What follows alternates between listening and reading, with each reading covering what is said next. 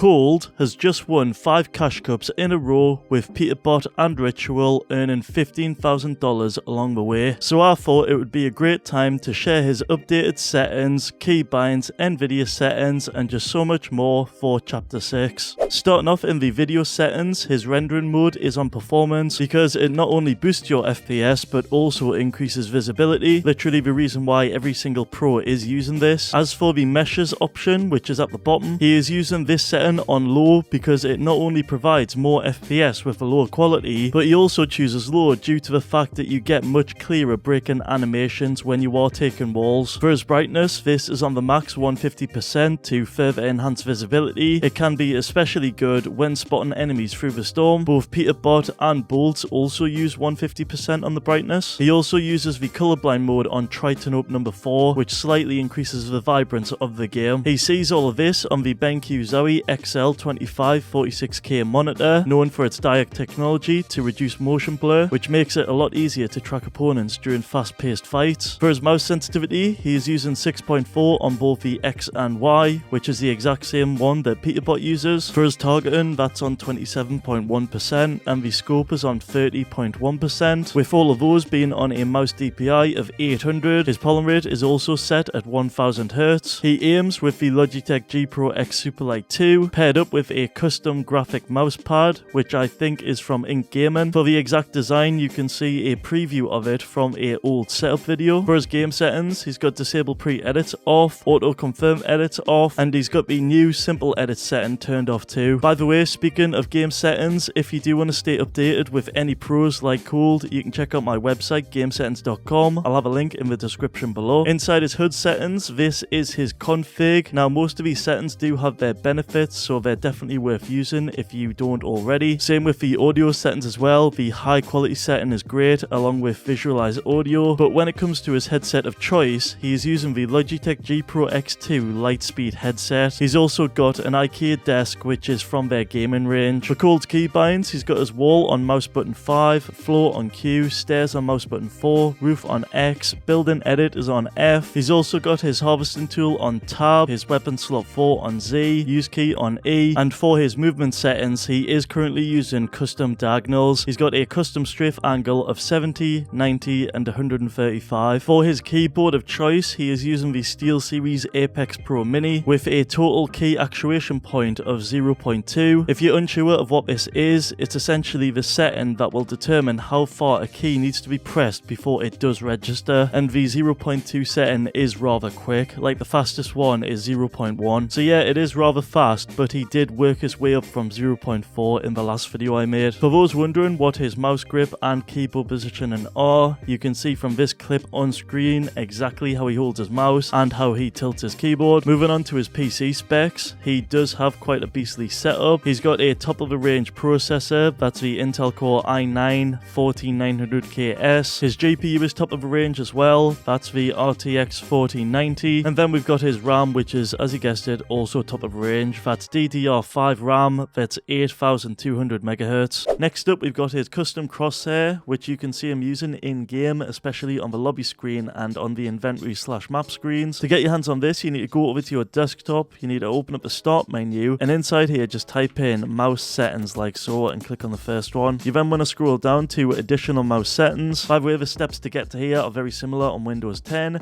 but once you get into the mouse properties, if you head into the pointers section right here, make sure a normal select is selected, then click on browse. This is where you can find a custom crosshair. Now, you can add your own custom made one, but I believe the one that Peterbot is using right now is the Cross IL. So if you select that one right there, you'll notice it changes it to this black crosshair. However, in game it's more translucent. But if you go ahead and apply that, you'll notice that your default Windows cursor will change from looking like this to looking like this on screen. Moving on from that, I want to show you his optimized Windows 10 settings, which here's proof he is actually using Windows 10. You can see from the bottom left corner. But to get the best settings, you want to go inside the control panel. You want to uncheck all 4 of these right here. Then if you go into the background applications, you want to simply uncheck all these and stop them from running in the background. After that, in the advanced system settings, go under performance. Then under visual effects, you want to adjust for best performance and then tick these essential settings on screen. I also like to go into the run box and type in temp. I then like to select all of these and simply delete them. I do this again with percentage sign $10%, and yet again with prefetch. From there, we're going to type in services, and basically what we're going to do in here is disable some of the services to lower our overall processes in Windows. It'll basically be stuff that has no sort of use whatsoever and you will rarely use, like the wallet service right here. Now, if you do actually use this, you obviously don't want to do it, but if you literally just right click on it, go into its properties, then head into the startup type and disable it, that's literally all you need to do to disable a process/service. There's plenty of other ones you can do it to as well, like the Windows Insider service. Just go into the properties and then disable it like so. You'll notice as well in the task manager, if you look at the very bottom, you'll see uptime. To your surprise, the uptime may be very high, like some of these examples are on screen, like some are just ridiculous, and this is because of a fast start feature which has become quite the meme. So to fix this, head into power options, click change settings that are unavailable, and simply uncheck this option. Now when you shut down your PC will fully shut down and the uptimer will be reset. Oh, if you go into gaming too, specifically under the game bar, you want to ensure that that is turned off, as it can give you micro stutters. As well, in the search, if you type in power plan, click edit power plan, then change advanced settings, you'll notice by default it's on a normal power plan. Instead, you want to change that to high performance, which as you can imagine will make it perform at a higher level. And the last thing I've seen a lot of the pros do is head into their accessibility settings. They then go into visual effects, and under where it says transparency effects, they'll actually disable this setting, which does actually make Windows look a lot cleaner and it will help with performance. Moving on to his Nvidia settings, he has showed a clip on stream with his old PC showing off all of his 3D settings. However, I'm guessing these are the exact same on his new PC with the 4090, but one setting he did not showcase is his digital vibrance, which is on 60%. Also, if you are curious of what each setting does, you can check out my tutorial that goes into depth on each of these settings, which I'll have a link to in the description below. Another thing I've seen more and more pro players do is use the Nvidia overclock tool. To try it for yourself, you need to get the Nvidia app, which Nvidia state that once you do enable it, they'll perform a scan to test your graphics card's capabilities over the course of 10 to 20 minutes. They recommend that you leave your PC idle while this is performed. Then once the scan has finished and your GPU has been overclocked, you can expect similar results to this on screen, where you can see you'll get improved clock speeds and in turn higher FPS. With minimal risk too, as Nvidia state that automatic tuning won't damage your GPU, nor will it void your warranty. The worst thing that can happen really is your PC becoming unstable, which if it does, you can simply deactivate the overclock by literally just unselecting it. Before you go, feel free to check out any of my other videos that are on screen right now.